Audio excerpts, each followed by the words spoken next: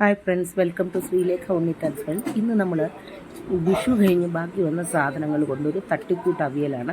2-3 വഴുതനങ്ങയുണ്ട്, ഒരു ചെറിയ കായുണ്ട്, പിന്നെ ഇത്തിരി ചേനയുണ്ട്, 2-3 മുരിങ്ങക്ക ഉണ്ട്, പിന്നെ 2 മാങ്ങയുണ്ട്, 1-1.5 മാങ്ങയുണ്ട്, പിന്നെ ബാക്കി ഇത്രയും പയറുണ്ട്. ഇത്രയും സാധനങ്ങളുണ്ട്. പെട്ടെന്നൊരു ക്യാരറ്റ് ഉണ്ടൊന്ന്, ഒരു അവിയൽ, ഒരു തട്ടിക്കൂട്ട് അവിയൽ. അപ്പോൾ നമ്മൾ ഈ സാധനങ്ങളെല്ലാം എടുത്തിട്ട് ഒന്ന് അരിഞ്ഞ് എടുക്കുക ചെയ്യുന്നത്.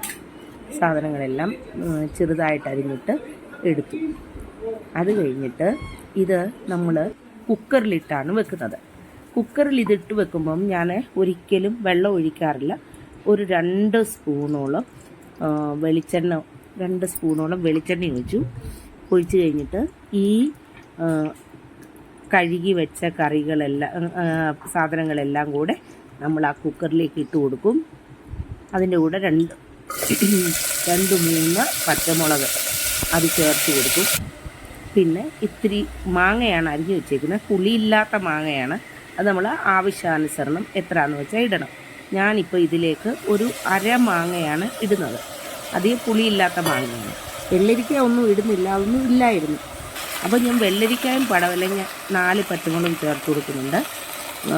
വെള്ളരിക്കായും പടവലങ്ങായും ഒന്നും ഇല്ലാത്തതുകൊണ്ട് ഇതിലേക്ക് ഒരു 1/4 ഗ്ലാസ് വെള്ളം കൂടെ ചേർത്ത് കൊടുക്കും. ഉപ്പും മഞ്ഞൾപ്പൊടിയും ചേർത്ത് കൊടുത്ത് ഒരു 1/4 ഗ്ലാസ് എന്ന് പറയാൻ പറ്റത്തില്ല, ആക്ച്വലി 2-3 ടേബിൾ സ്പൂണ് വെള്ളം ഒഴിച്ച് കൊടുക്കും. പടവലങ്ങായും വെള്ളരിക്കായും ഒക്കെ ഉണ്ട്, അതിൻ്റെ ആവശ്യമില്ല. പിന്നെ ഞാൻ കുക്കർ അടച്ചു വെച്ച് ഒരു വിസിൽ വരുന്നവരെ നമ്മളത് വേവിച്ചെടുക്കും. അതിൻ്റെ കൂടെ തേങ്ങായും ജീരകവും കൂടെ. തേങ്ങ ആക്ച്വലി ചുരണ്ടിയല്ല ഇട്ടേക്കുന്നത്, ഞാൻ ആക്ച്വലി ഇത് കട്ട് ചെയ്തിട്ടേക്കുക. കുക്കറിലിട്ട് ഒന്ന് അടച്ചിട്ട് ഒന്ന് അരച്ചെടുക്കും. ഇതിൻ്റെ കൂടെ ഒരു ചെറിയ കഷ്ണം ഉള്ളി കൂടെ ഞാൻ ചേർത്ത് കൊടുക്കുന്നുണ്ട്. ഇത് നന്നായിട്ടൊന്ന് അരച്ച്, തീരെ ചെറുതായിട്ടല്ല, ഒന്ന് പൊടിച്ചെടുക്കും. അത്രയേ ഉള്ളൂ. നമ്മുടെ അവിയൽ വെന്തു. അതിലേക്ക് നമ്മൾ പൊടിച്ച തേങ്ങ ചേർത്ത് കൊടുത്തു. അത് കഴിഞ്ഞ് അതിലേക്ക് ഇത്തിരി കറിവേപ്പില ഇട്ടിട്ട് ഇത്തിരി വെളിച്ചെണ്ണ ഒഴിച്ച് ഇളക്കി കൊടുത്താൽ നല്ല സൂപ്പർ അവിയലാണ്. ഇതെല്ലാം കൂടെ ഒരു 10 മിനിറ്റിലകം കറി കരിഞ്ഞ് വെച്ചാൽ ഒരു 5 മിനിറ്റ് കഴിയുമ്പോഴത്തേക്ക് നമ്മുടെ അവിയൽ റെഡിയാകും. വളരെ എളുപ്പത്തിലുണ്ടാക്കാം, വളരെ ടേസ്റ്റാണ്. എല്ലാ സാധനങ്ങളൊന്നും ഇല്ലെങ്കിലും ഇതിൻ്റെ കൂടെ ഇടാം. ഇത് ഞാൻ 2 കഷ്ണം ചേമ്പ് എൻ്റെ കയ്യിലുണ്ടായിരുന്നു, അതുകൂടി ചേർത്തിട്ടുണ്ട്.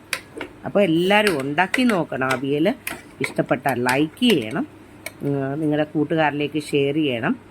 അപ്പോൾ വീണ്ടും ഒരു വീഡിയോയുമായിട്ട് കാണുന്നത് വരെ നന്ദി, നമസ്കാരം.